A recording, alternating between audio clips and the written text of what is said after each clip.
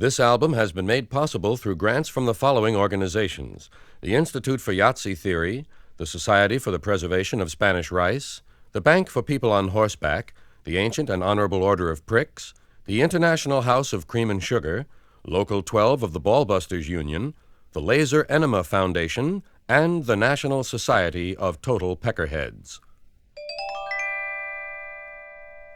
Hey, have you noticed that you never seem to get laid much on Thanksgiving?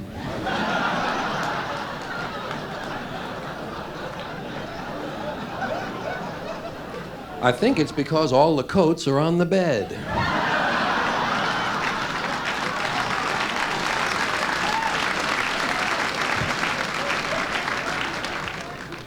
That's my job, thinking up goofy shit.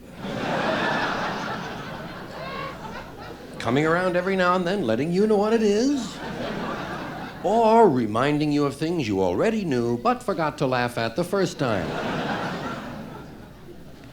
This is my office over here. Let's face it, if this is my job, this must be my office. Looks like an office to me. Got me a little desk here, kind of nice desk, and a chair. The chair goes with the desk, of course. You could sit on the chair at the desk if you like, making them a set. Or you can use the chair as an occasional piece. Which is nice to have in the office, I always say. Oh, yeah.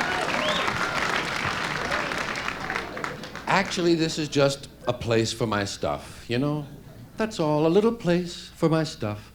That's all I want, that's all you need in life is a little place for your stuff, you know? I can see it on your table. Everybody's got a little place for their stuff. This is my stuff, that's your stuff, that'll be his stuff over there. That's all you need in life, a little place for your stuff. That's all your house is, a place to keep your stuff. If you didn't have so much stuff, you wouldn't need a house. You could just walk around all the time. A house is just a pile of stuff with a cover on it. You can see that when you're taking off in an airplane. You look down, you see everybody's got a little pile of stuff. All the little piles of stuff. And when you leave your house, you gotta lock it up. Wouldn't want somebody to come by and take some of your stuff. They always take the good stuff. They never bother with that crap you're saving. All they want is the shiny stuff. That's what your house is, a place to keep your stuff while you go out and get more stuff.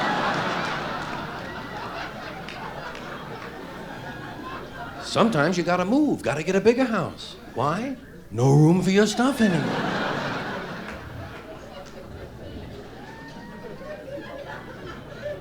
Do you ever notice when you go to somebody else's house, you never quite feel 100% at home? You know why? No room for your stuff. Somebody else's stuff is all over the goddamn place. And if you stay overnight, unexpectedly, they give you a little bedroom to sleep in. Bedroom they haven't used in about 11 years. Someone died in it 11 years ago. And they haven't moved any of his stuff. Right next to the bed, there's usually a dresser or a bureau of some kind, and there's no room for your stuff on it. Somebody else's shit is on the dresser. Have you noticed that their stuff is shit and your shit is stuff?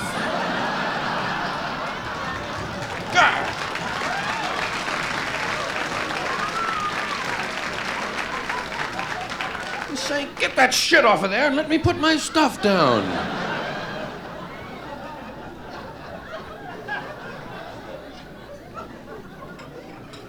Sometimes you leave your house to go on vacation, and you gotta take some of your stuff with you.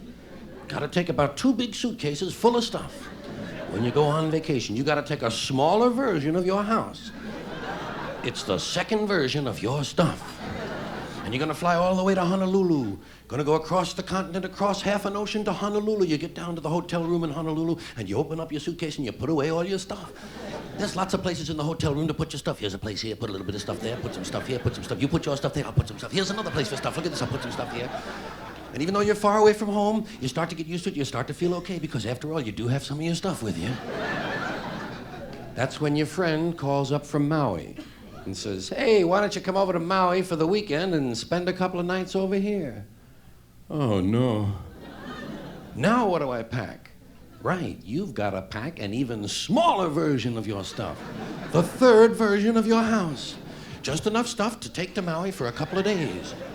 You get over to Maui, I mean, you're really getting extended now when you think about it. You got stuff all the way back on the mainland. You got stuff on another island. You got stuff on this island. I mean, supply lines are getting longer and harder to maintain. You get over to your friend's house on Maui, and he gives you a little place to sleep, little bed. Right next to it is a windowsill or something. You put some of your stuff up there. You put your stuff up there. You got your Visine, you got your nail clippers, and you put everything up. Takes about an hour and a half, but after a while, you finally feel okay. Say, all right, I got my nail clippers. I must be okay. That's when your friend says, hey, I think tonight we'll go over the other side of the island, visit a pal of mine, and maybe stay over. Oh, no. Now what do you pack? Right, you gotta pack an even smaller version of your stuff. The fourth version of your house.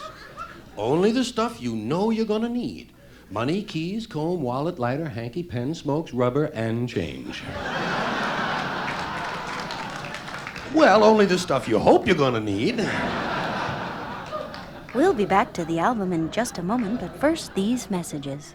Say, why not become a schmuck, a licensed practicing schmuck? Or, if you qualify, a CPS. That's right, a certified public schmuck. You know, it may not seem like it when you look around, but there is a shortage of schmucks in today's society. And there's big money in schmuckdom. The average schmuck today earns over $34,000 a year. And there are openings for schmucks in virtually every field. The government is run by schmucks, big business is run by schmucks, and more people are becoming schmucks on their own. You know, some guys can only manage to be schmucks on New Year's Eve, but here's your opportunity to become a full-time, year-round schmuck. Give us a call. Don't be a schmuck. Be a schmuck. Here are some notes of community interest. The elderly Dykes Home is sponsoring their annual Tits for Tots campaign. Tonight they will be presenting a slideshow entitled The Great Cabbage Fart Panic of 1860. St. Anthony's Home for the Occasionally Coherent is holding a staring contest tonight with the proceeds to benefit the Dead People's Olympics.